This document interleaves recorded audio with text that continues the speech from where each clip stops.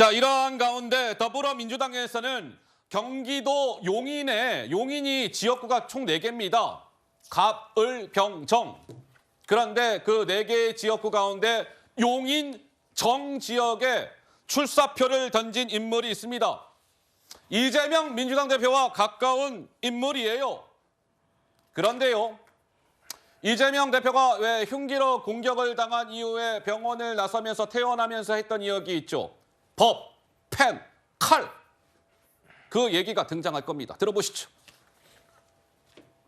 살자고 하는 일이고 또 살리자고 하는 일인데 정치가 오히려 죽음의 장이 되고 있는 것 같습니다. 법으로도 죽여보고 펜으로도 죽여보고 그래도 안 되니 칼로 죽이려고 하지만 결코 죽지 않습니다.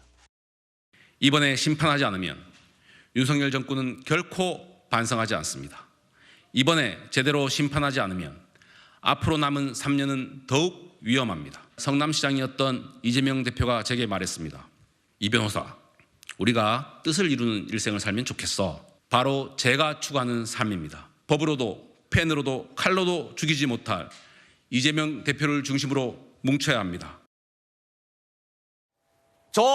이 인물의 이 얼굴 생김새나 이런 건 좀 생소하실 수 있어요. 이헌욱이라는 전 경기주택도시공사 사장인데 이현욱 전 사장이 논란이 됐던 게 그거죠. 이재명 대표 옆집에 집을 얻었었잖아요. 대선 전에 GH가.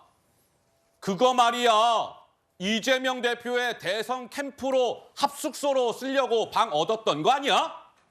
이런 논란에 휩싸였던 인물인데 이번에 용인정 지역에 출마하겠소이다. 이렇게 도전장을 낸 겁니다. 정 변호사님 어떻게 보세요? 글쎄요. 우리나라 국민들 중에 누가 이재명 대표를 죽이려고 했습니까? 제가 봤을 때는 그런 사람, 그 피스패통 공격했던 그 사람 말고는 누가 있었을까? 그런 생각은 들고요.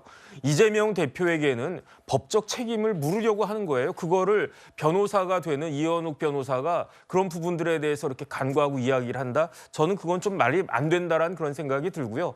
그다음에 그 이재명 대표가 그 경기도 지사할 때 GH 사장하지 않았습니까? 그때 그 GH 사장할 때 이런저런 의혹들 같은 것들이 사실은 많이 묻혀 있었던 것이 사실인데 이현욱 변호사의 그 출마로 인해 가지고 그런 부분들이 재조명될 가능성이 높아졌다. 저는 그렇게 판단이 됩니다. 알겠습니다. 이현욱 전 사장의 용인정 출마, 정치권에서는 약간의 좀 논란이 일고 있고요.